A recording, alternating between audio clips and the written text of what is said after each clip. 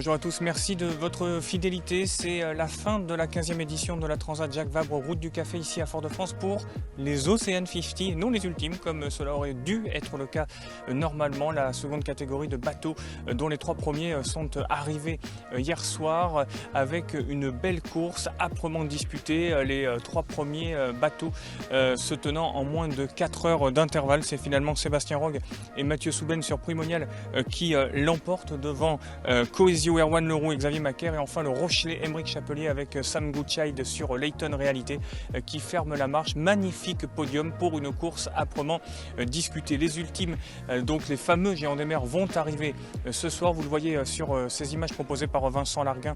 La compétition là aussi est acharnée avec de vrais duels, d'autant que certains bateaux se tiennent en un mouchoir de poche. Franck Camas sur le Maxi de Rothschild qui est toujours en tête. On aura également l'occasion de suivre SVR Lazartigue ou Banque Populaire 11 dans le courant de l'après-midi. Le résumé de cette journée, Vincent Larguin.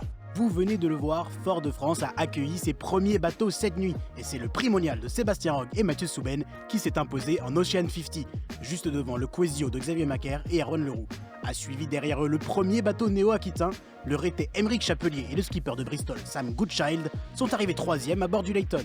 Le prochain bateau à entrer dans le port de Fort-de-France va arriver très bientôt. Il s'agit de l'ultime Maxi Edmond de Rothschild. Le bateau de Franck Camas et Charles Caudrelier a dominé l'ensemble de la compétition.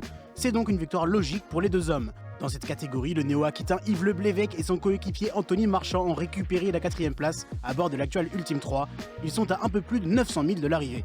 Le podium ne bouge plus en IMOCA, on retrouve toujours dans l'ordre le Linked-Out, la Pivia et le Charal. Nos néo-aquitains Yannick Vestaven et Jean-Marie Doris devraient finir dans le top 10.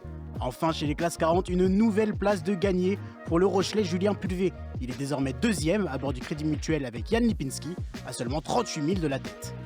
Je vous le disais en préambule, les Ocean 50 sont donc arrivés pour ce qui concerne le podium. Il y a encore 4 autres bateaux en course, 72 sur l'ensemble des 4 catégories de cette 15e édition de la Transat Jacques Vabre. Les Ocean 50, les petits doudous et solitaires en peloton, Arcep passe la Barbade au contact quand groupe CGA 1001 Sourire et Arkema 4 de la Loure au Quérol sont en train de longer le Brésil. Leurs arrivées respectives devraient s'enchaîner dans le courant de la soirée, de la nuit, et s'étirer jusqu'à demain midi, demain soir pour vous en France. Même si le podium est déjà constitué, les duos se donnent entièrement pour leurs 24 dernières heures en mer. Tout cela pour l'honneur de la compétition, mais aussi l'honneur de leurs partenaires qui ont vécu un moment compliqué ici, puisque tout est quasiment à huis clos ou presque en raison des conditions sanitaires très importantes, une recrudescence du Covid et surtout depuis lundi des manifestations générales, des appels à la grève généraux avec un village qui a été subitement inondé de manifestants hier. Par sécurité, les organisateurs ont décidé d'éloigner les bateaux du port pour éviter qu'il y ait la moindre anicroche, le moindre incident et la moindre casse.